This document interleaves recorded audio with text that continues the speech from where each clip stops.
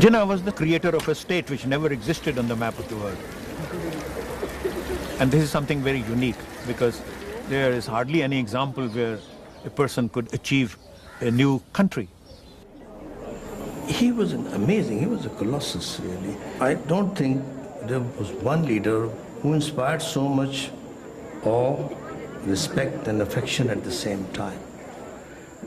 There was such total faith in his honesty, integrity, his intention, and exactly that he meant whatever he said.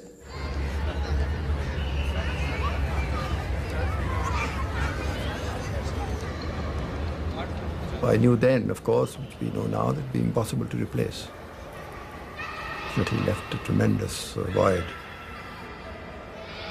He has risen above the normal position occupied by a great leader, and he has gone into the Valhalla. He virtually belongs to the pantheon, as it were, of a transcendental personality who is above reproach.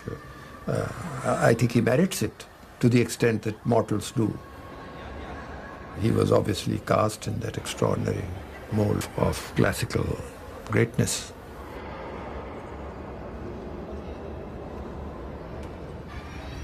The people, of course, had many hopes in Jinnah because he was the only leader which the Muslims had produced for a very long time who could deliver the goods.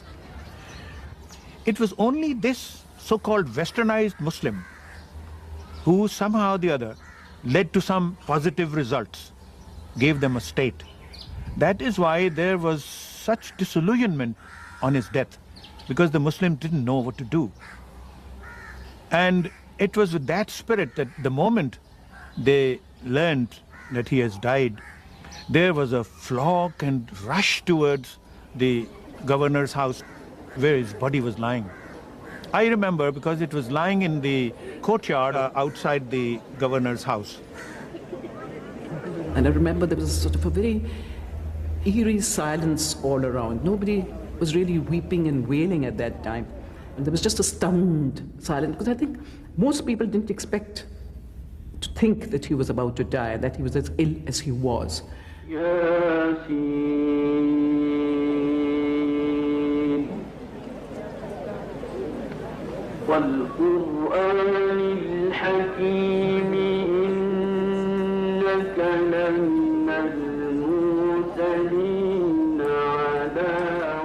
There was a sea of humanity sobbing and wailing. You could hear distant echoes of the sobbing and wailing. And then lowering of his body in the grave, firing of the volley, the last post. Miss Jinnah and Dina Wadia, the daughter, coming up to the grave and looking down. It was a very, very trying moment.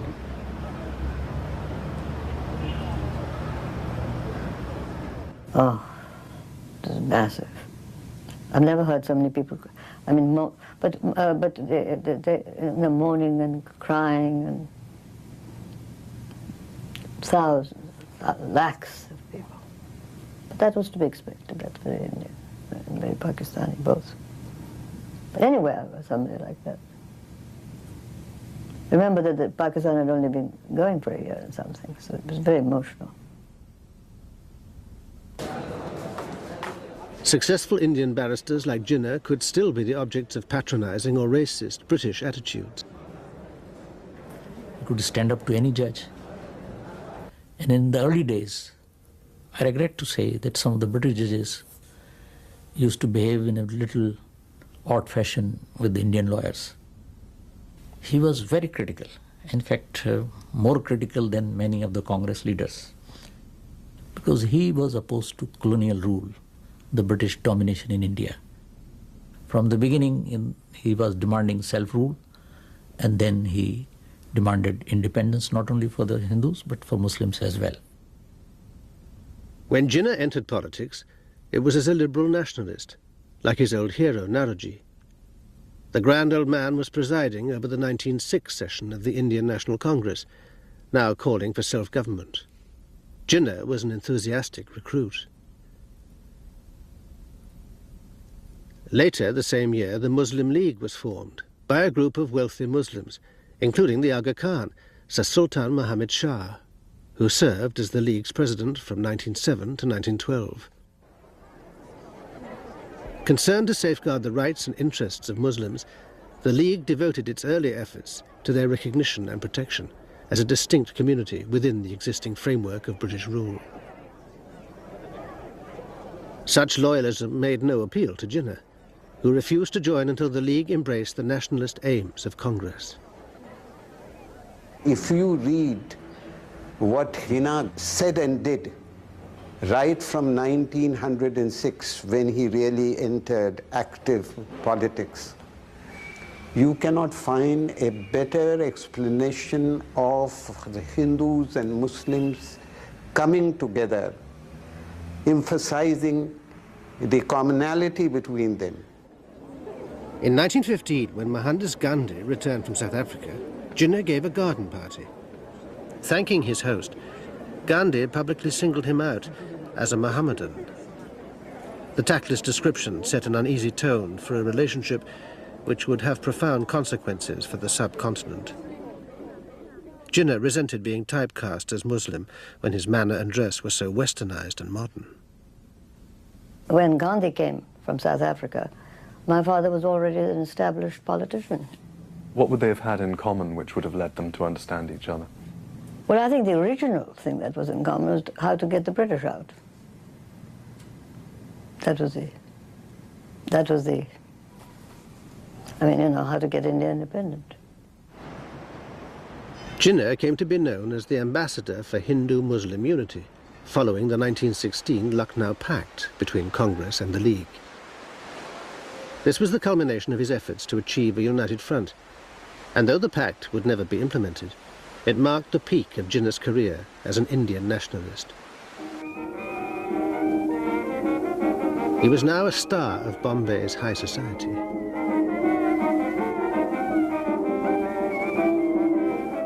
Bombay was the first city of India, and there was a very sophisticated Indian bourgeoisie.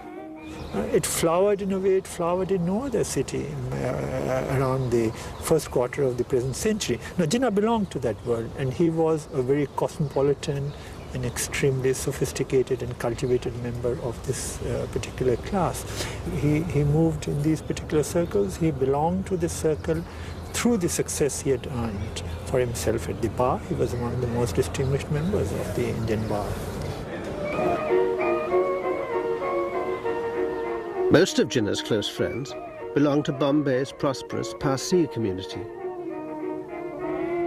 He used to dine at the elegant Bombay residence of Sir Dinshaw Pettit.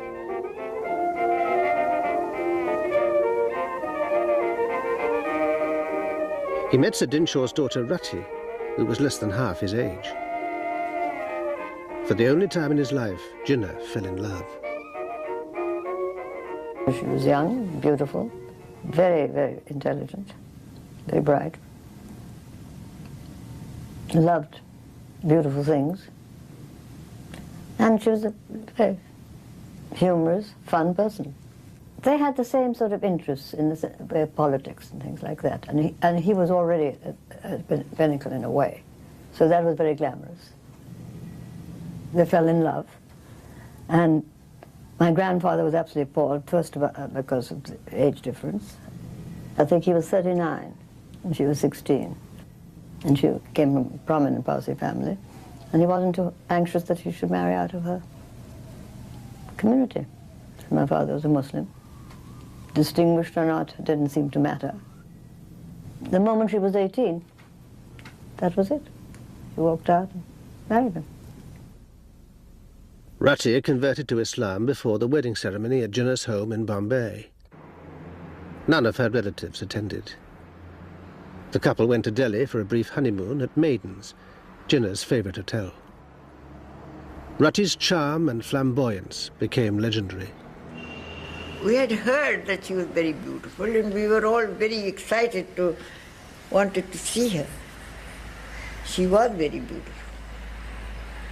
But she upset my grandmother because she wore a sleeveless blouse and her middle could be seen. My grandmother resented it. She sent for a dushala. You don't know what a dushala is. A dushala is that embroidered with gold thread, very heavy.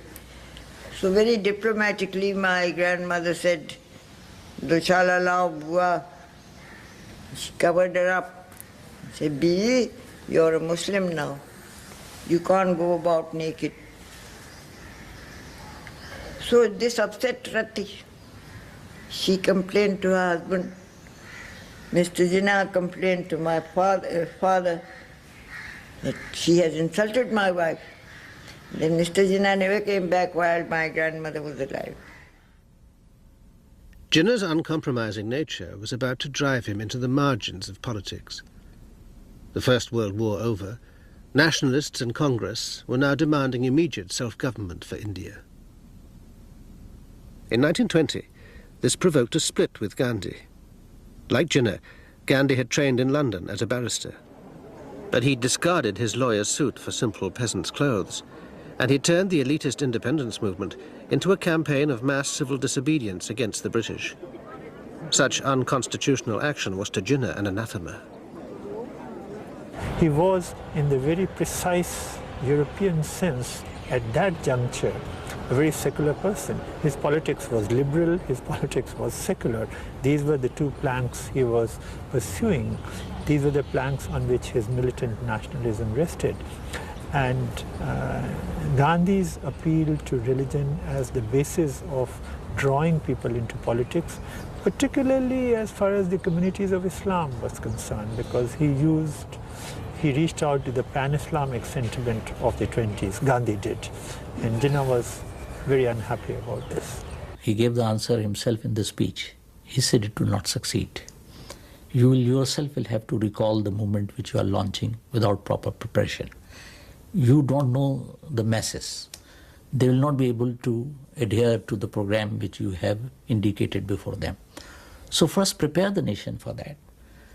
Prepare the people and then embark on any program that you want to launch. Isolated, Jinnah left Congress. After his final speech, rejecting Gandhi's new tactics, he was booed off stage.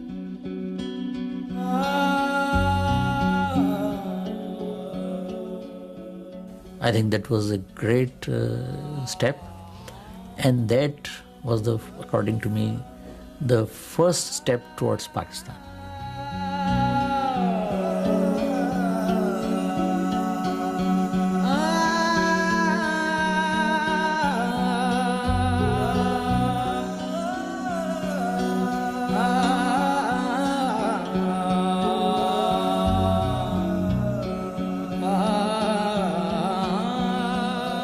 The loneliness Jinnah experienced in his political life was intensified by the breakdown of his marriage.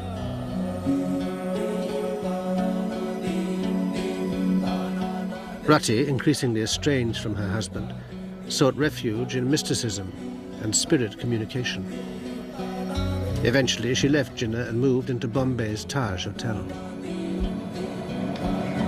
It had begun with love, but his own stiffness and incapacity for becoming human and relaxed didn't permit him to have the kind of relationship which a lover would have. Husband, certainly, but a British husband, if you like. Well, what happened is that he was a very, very busy man. He had all his cases. I mean, he had a living to make. And then he had politics. And, you know, a young, beautiful girl, maybe he wasn't able to give her the time that she should have had. He didn't confide, but she did confide. I knew at that time separation was inevitable. How could two people carry on life to distance from each other? He in the law court all day and coming back home, even then going to study. And I felt altogether that he couldn't have been happy with Orthodox Muslim wife in Parda. He could not have been happy with an English woman.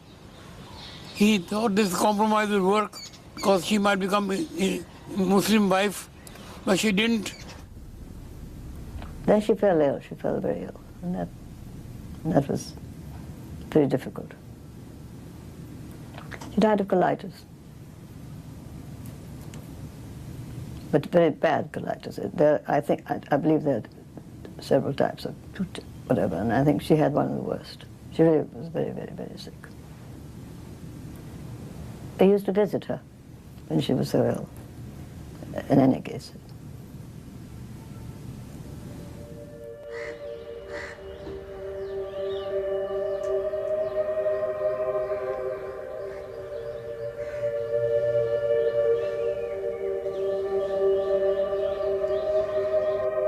And that is the first time when people saw him with tears when he came from Delhi to attend the funeral.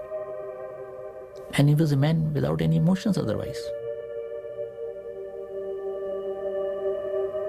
It seems it had a great void in his life. He never remarried thereafter. But I knew that he had preserved all the clothes, the photos, and the books of Rati in a very special room. And at the same time, he had kept the proceedings which took place in court, the marriage papers, they were intact. But I think that he withdrew a lot, you know, not in his work, not in his politics, but I think that he became even more dedicated to his work. Jinnah decided to leave India. He set sail for England, where he would live for the next 5 years with his sister and daughter. Nothing could have seemed more improbable than that in just a few years, Jinnah would found a nation.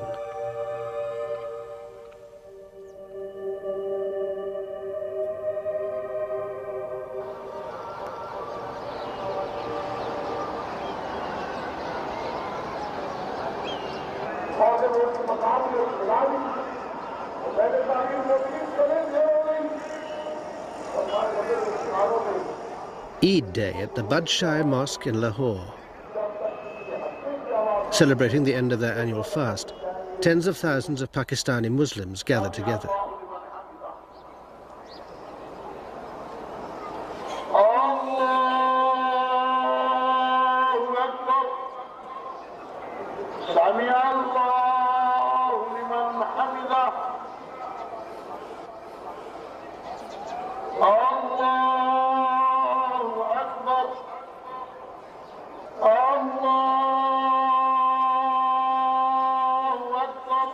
A Muslim political identity was for many the consequence of the religious and cultural differences they experienced living alongside Hindus and Sikhs.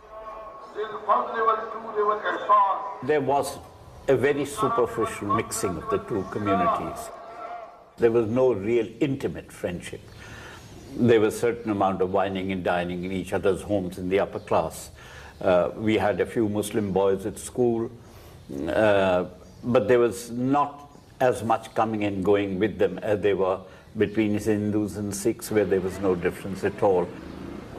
Well, the Hindus wouldn't have Muslims in their homes to eat. They had separate dishes for them. If they did ever get a Muslim, they'd get different crockery for them.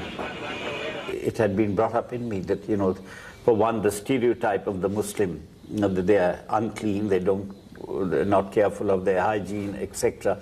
The same as Muslims had about us. So that kind of thing kept a distance between us. The awareness of difference motivated the 19th century reformer, Sir Syed Ahmed Khan, to found a new university at Aligarh. The Mohammedan Anglo-Oriental College had the aim of getting more Muslims into government service and the professions. And Sir Syed, concerned that many Muslims were educationally backward compared with Hindus, went on to argue that the two communities, in fact, formed two different nations. In other words, that their religious identities overrode all other distinctions of class, caste, language, or region. So Syed was the first to raise this issue of two nations, I would say, when he pointed out that if the Westminster type of democracy is introduced in the Indian subcontinent, the result of it would be that the majority would keep the minority, Muslim minority, in its hegemony. So therefore, there must be some system which should safeguard the rights of the Muslims. All those who were followers of this viewpoint, they somehow or the other felt that there could not be any genuine understanding between the Hindus and the Muslims. And eventually you can say that it resulted in the secession of Islam from India. But then it was a kind of an idealism which had developed in due course of time, from Sir Sayyid onwards. My father subscribed to this viewpoint. Today, the poet Muhammad Iqbal is hailed as one of the intellectual founders of Pakistan, a status symbolized by the position of his mausoleum next to Lahore's Badshah Mosque. Iqbal took Sir Said's ideas a stage further, calling for a self-governing state for Muslims, though still within a united India. Iqbal says that Islamic State in modern times must be based on three principles: human solidarity, human equality, human freedom. He says the ultimate object of Islam is to establish a spiritual democracy. He is the first person to use this expression, spiritual democracy, while explaining what is an modern Islamic state. If you were to come across Jinnah, he also says that the state in Pakistan will be based on Islamic principles.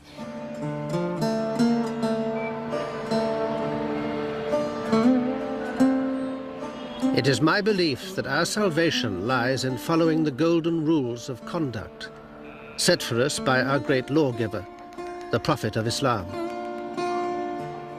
Let us lay the foundation of our democracy on the basis of truly Islamic ideals and principles.